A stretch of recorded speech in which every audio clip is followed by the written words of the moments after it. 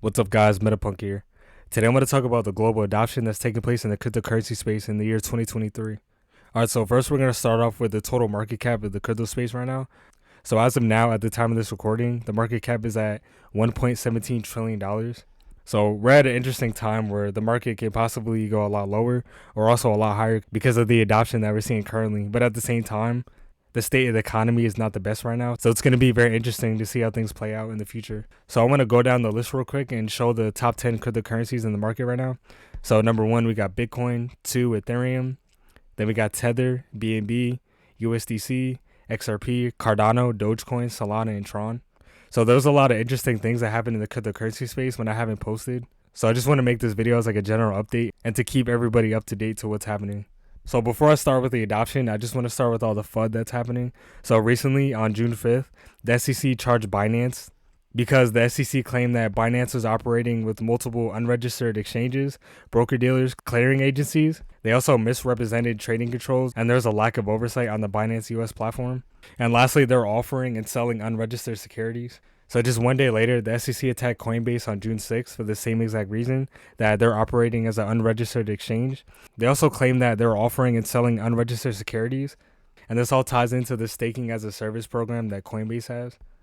So with all the uncertainty in the market, there was multiple exchanges such as Robinhood that started to delist certain tokens that were labeled as securities because of the SEC. So some of those coins and tokens included networks like Cardano, Polygon, and Solana.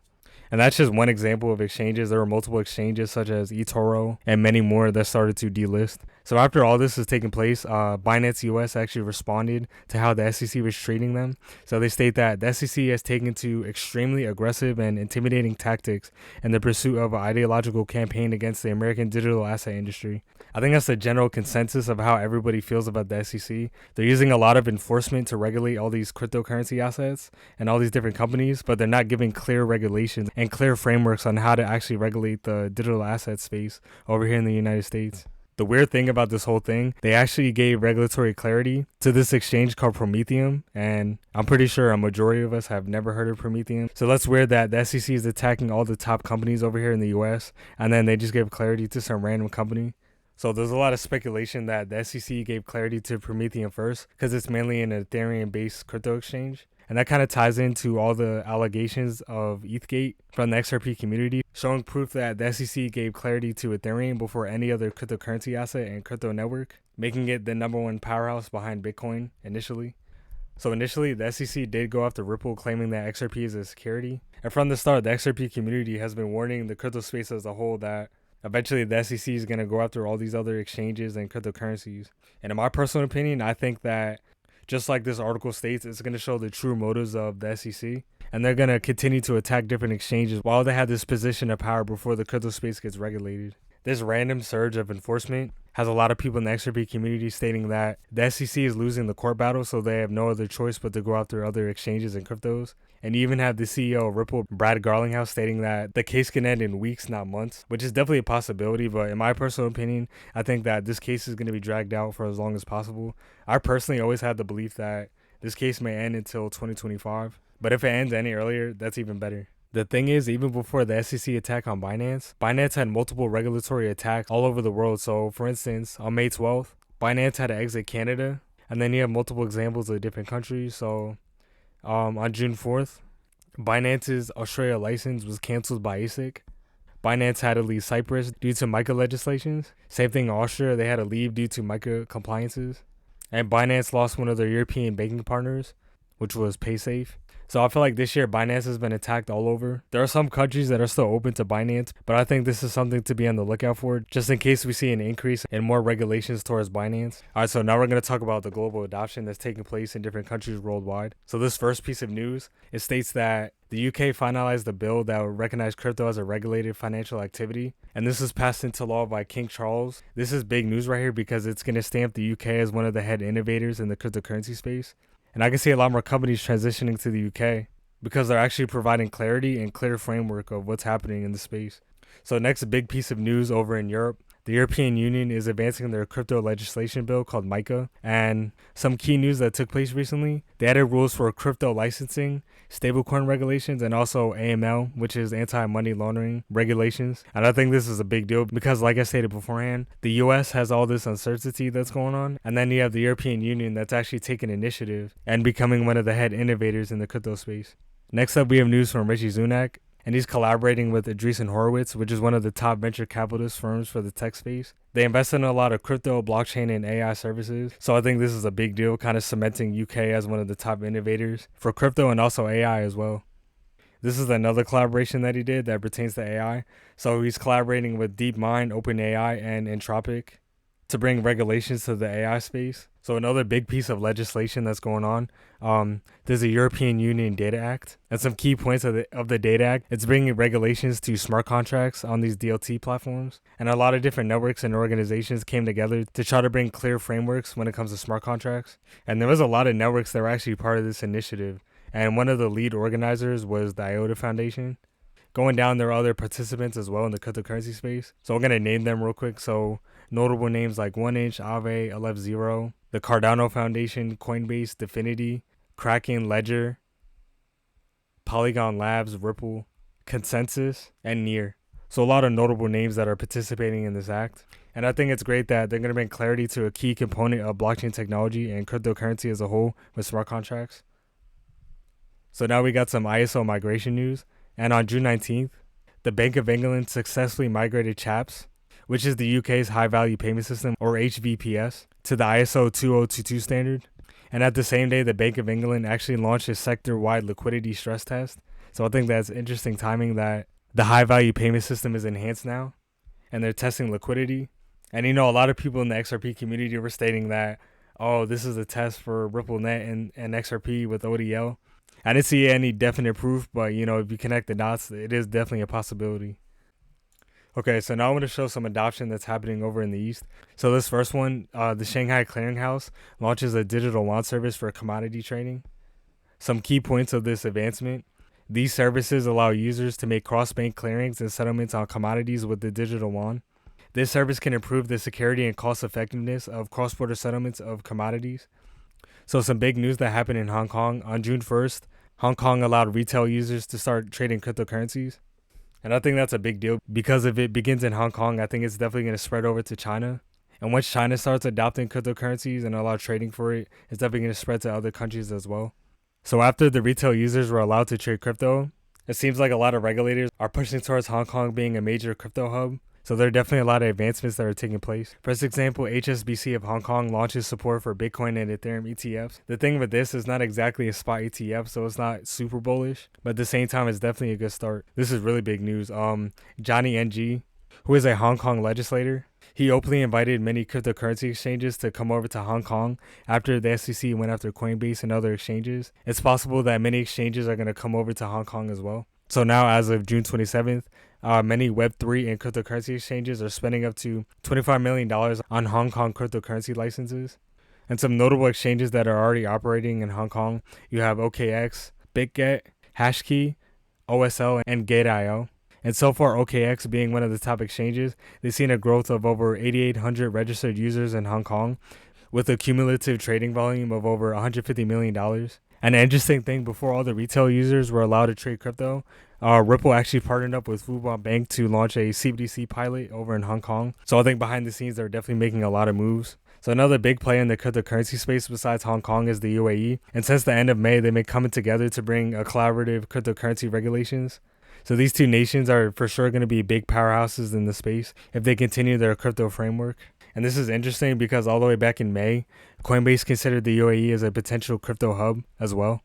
So the CEO of Coinbase, he actually met with the Minister of Economy of the UAE. And during this trip, he stated that the UAE deserves a lot of credit for being forward-thinking on crypto. They're the first dedicated crypto regulator in the world. They have a clear rule book that's already published. They're also business friendly, and plus they have strong customer protection. So overall, he really enjoyed the visit. On that same day, the CEO of Ripple, Brad Garlinghouse, and also one of the head founders of Sologenic, Bob Ross, they were all seen together in Dubai. And I think that's interesting because I think Ripple and also Sologenic has a lot of connections to the UAE. So they're definitely going to be one of the main companies being used in the cryptocurrency space over there. So all the way back since March 2022, a lot of the cryptocurrency space has been shifting over to the UAE. And then since then, they're just continuing that momentum. They're seen as CoinDesk's number 5 cryptocurrency hubs of 2023. So we're definitely going to see a lot more adoption within the UAE. So now going back to the United States side of this, after the SEC started attacking a lot of these cryptocurrencies and all these crypto exchanges, the U.S. House created a crypto oversight bill to help fight against the SEC regulation enforcement. So some key points of this bill: they're proposing that token projects that are aiming for the treatment as commodities would have to go through the CFTC. And as the SEC and the CFTC work out joint regulations, this legislation says that existing crypto assets would be free from enforcement actions as a safe harbor that would allow firms and investors to keep trading during the time of this lengthy wait of the SEC and the CFTC finishing up new rules. Also, broker-dealers will be allowed to take custody of cryptocurrency assets. Lastly, they're calling for more studies within the DeFi space and also the NFT space, but that's going to be seen as an issue later down the road. Another example of legislators going against the current regulations in the US, Representative Maxine Waters gave Janet Yellen and Gary Gensler a deadline of June 30th to respond to a request on a digital asset market structure bill. So overall, there was a lot of fear and uncertainty in the market, especially in the United States. But not too long after, a lot of the top banks and financial institutions, they came together and filed different cryptocurrency services to be implemented into their business models. So first off, we have BlackRock, which is the biggest financial institution in the world, and they have over 9 trillion assets under management. So their first proposal is to bring a Bitcoin spot ETF into the market, and they're going to partner with Coinbase. Second firm, you have Fidelity, which has over $4 trillion assets under management. They want to create Bitcoin and Ethereum trading and custody, and also a full stack crypto wealth management solution. And they're going to build it within their own company, which is Fidelity Digital Assets. And also recently, Fidelity actually filed for a spot Bitcoin ETF as well, behind BlackRock, so that's interesting. Okay, so next up you have JP Morgan, that has over $3 trillion assets under management. And they're currently utilizing a tokenized USD and also Euro transfer, utilizing their JP Morgan coin. And this is built on their Onyx private blockchain. Next up, you have Morgan Stanley that has $3 trillion assets under management. They want to help bring access to 3 different Bitcoin funds. And they're partnering up with Galaxy Digital and also NYDIG. Next, you have Goldman Sachs that has $2 trillion assets under management. And they want to create a OTC crypto trading platform. And that's going to be with Galaxy. Now you have BNY Mellon that has over $1.9 trillion assets under management. They want to create a hold and transfer service for Bitcoin and Ethereum, and they're partnering up with Fireblocks. This one is Invesco that has $1.4 trillion assets under management. They want to create a Bitcoin ETF in Europe, and then they also filed for a Bitcoin ETF in the United States. And they're going to partner with CoinShares and Galaxy. And then lastly, you have Bank of America that has $1.4 trillion assets under management, and they're going to create a Bitcoin futures trading market, and they're partnering up with CME Group. So this is big news. So these firms combined have over $27 trillion assets under management, and if you round it up, $28 trillion.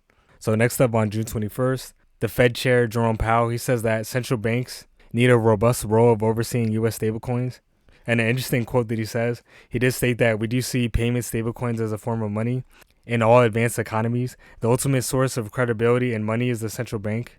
That's like another piece of legislation to bring clarity and legitimacy into the cryptocurrency space. So this is interesting news coming out from Janet Yellen.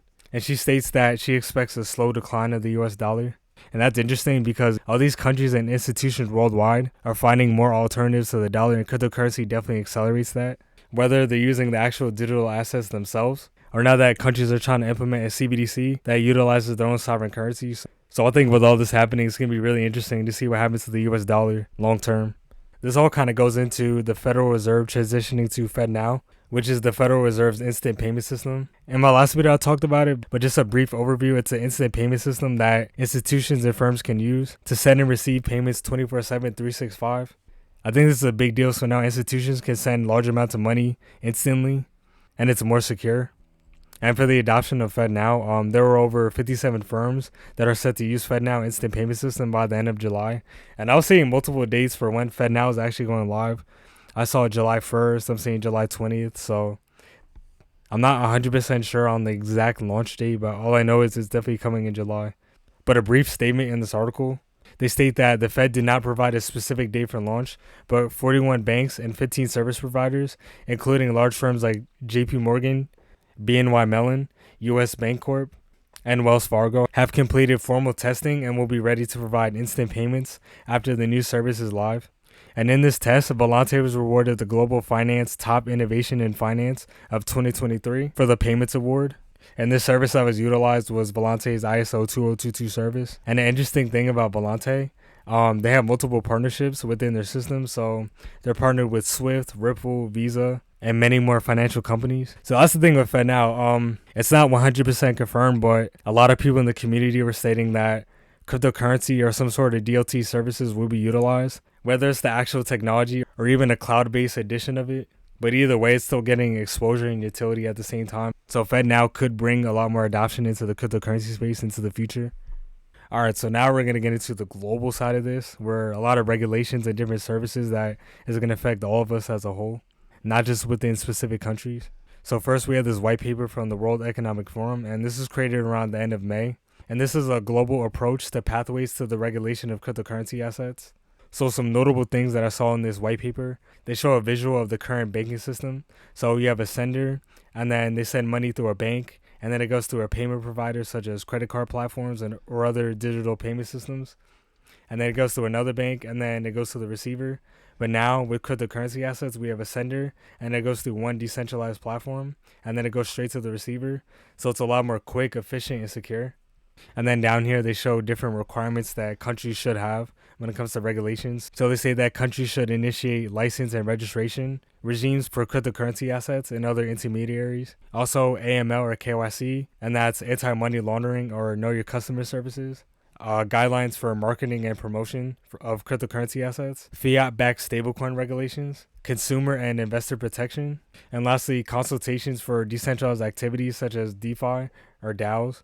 So this white paper is actually created around the time the SEC started enforcing all those regulations. So I think it's convenient timing that all happened during the same time. So now I'm going to go through different projects and white papers that the BIS implemented within the past few months. Recently, the past month, they've been creating a lot of different white papers and projects. So first, we're going to start with Project Polaris. And this is a handbook for offline CBDC payments. So in this handbook, an offline payment with the CBDC is defined as a transfer value between devices that does not require connection to any ledger system, often in the absence of internet or telecoms connectivity.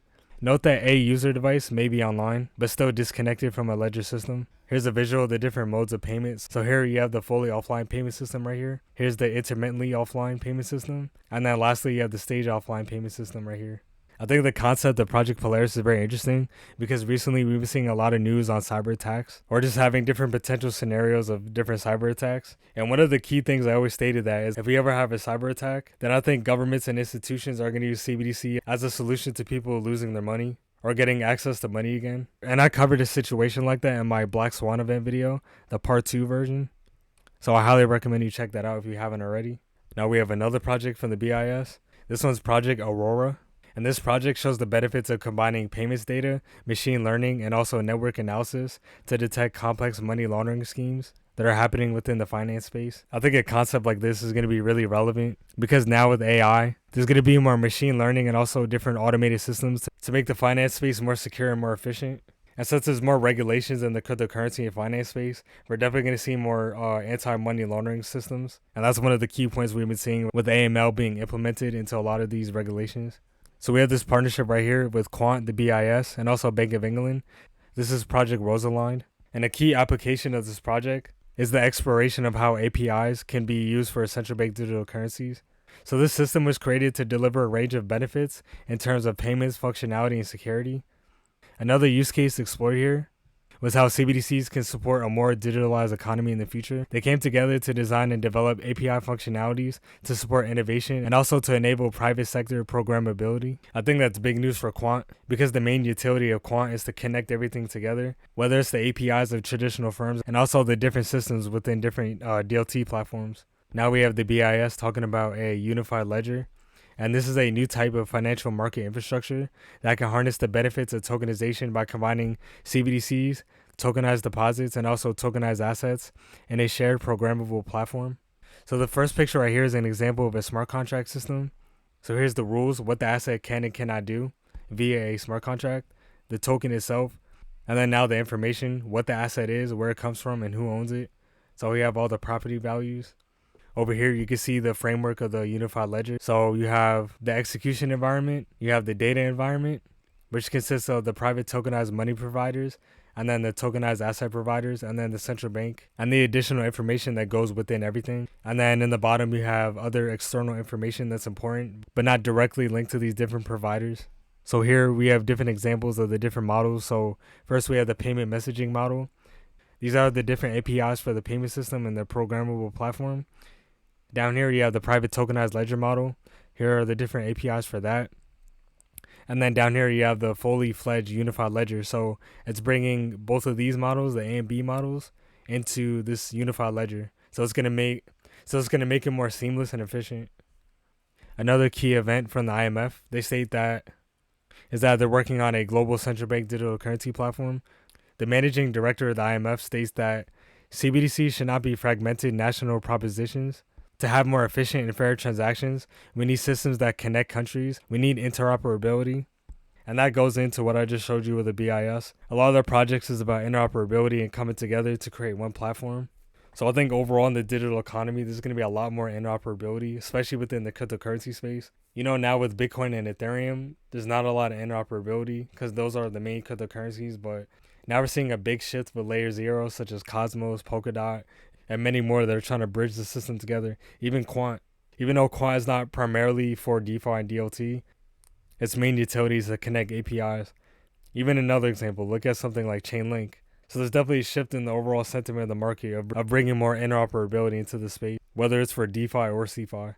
Alright, so now I'm going to end this video off with more general news in the cryptocurrency space. So on June 27th, Quant actually announced that their Overledger platform is now available as a software as a service. So I think that's a really big deal because the main utility of Quant was the Overledger.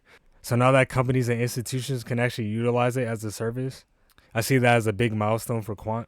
Ripple launched their CBDC platform for the development of CBDCs and stablecoins. And I think that's a big deal because now we're going to a more digital economy. I can see a lot of countries and central banks trying to implement some sort of CBDC platform. And with Ripple already having some utility for different CBDC platforms being tested on RippleNet and the XRP Ledger, Coinbase integrates USDC on the Stellar network. Having a lot of money going through the Stellar network on Coinbase is huge because having all that money and volume coming from Coinbase onto the Stellar network, I think that's a huge deal long term. Next up, Ripple actually received regulatory approval in Singapore. And that's a big deal because Singapore is seen as one of the head innovators in the cryptocurrency space as well. So minus all the regulations and attacks from the SEC, Singapore still went ahead and gave Ripple the green light. Here we have the XDC network with their partnership with SBI Japan. This is a big partnership because this is SBI VC Trade, which is a subsidiary of SBI Group. So significantly, the XDC ecosystem focuses on bolstering an expansion into the Japanese trade finance sector, which holds an estimated of 2,000 trillion yen, which is valued to be $14.29 billion US. The enterprise-based network acts as one of the best options for effective management since it offers high-speed transactions as much as cheaper gas fees due to its energy efficiency. So that's a big deal. I think the XDC network already has a lot of institutional adoption, so it's nice to see more. Another big one that happened in mid-May, Ripple buys the custody firm Medico for $250 million. And this is big because Medico is a Swiss-based digital asset custody firm for tokenization and technology as a whole. So I think that's going to come in handy long term when Ripple is going to be utilized more in the future. Okay, so I'm going to end this off with news from Sologenic. And Sologenic finally launched their Solo Next and CBDC tokenization solutions. And then they're also going to integrate Fireblocks for institutional crypto custody services. I think this is a huge deal because institutions can actually utilize the Sologenic platform. So we could potentially see a big influx of tokenized assets on the Sologenic platform. And this is great because it runs on the XRP Ledger, so it's going to be very efficient. And overall, it's just going to bring more adoption onto the XRP Ledger as a whole. And if you want more information on Sologenic and also the Solo Next platform, I talked about it in my DeFi and decentralized exchange video, so I highly recommend you check it out if you haven't watched it already. Alright, so that's the end of the video. Thank you so much if you made it this far. I really appreciate it. So overall, that was like a general update of what's going on in the cryptocurrency space from a negative side and also a lot of the positives that are happening from an adoption standpoint. There are definitely many things that I missed, but I just want to show like a general overview of what I saw taking place the past few months. So I'm curious of what you guys had to say. Where do you think the crypto space is headed right now? Because I think we're in a weird time in the crypto space right now. There's a lot of uncertainty, but at the same time, we're starting to see a lot of adoption taking place. So in my personal opinion, I'm leaning more towards the bullish adoption side. But at the same time, things possibly could get worse from here as well. I'm definitely open to both sides. And yeah, also if there's any news or any key events that I missed, please let me know down below. So yeah, with all this adoption taking place, overall, I think that we're definitely going to see a drive in the crypto space because there's a lot of uncertainty in the US markets right now and just the US dollar as a whole. I think a lot more countries are open to going away from the dollar and trying something new. So I think crypto is going to be one of the main solutions for that problem, especially with a lot of the expansion that's happening in BRICS. They're definitely going to utilize more crypto and DLT platforms into the future. This is a big deal because from an asset sense, it's a different asset class that's not just tied to the US monetary system. And then at the same time, if countries actually create their own CBDC platform, they can utilize their own sovereign currencies. So I think overall, there's definitely cons of transitioning to this digital economy, but at the same time, it's going to bring a lot of pros of financial inclusion and just overall GDP growth. If countries are starting to rely on their own sovereign currency, I definitely think the economy is going to look way different. So yeah, that's my final thoughts. Definitely let me know what you guys think. So it's your boy Metapunk. Thank you for watching, and I'm signing out.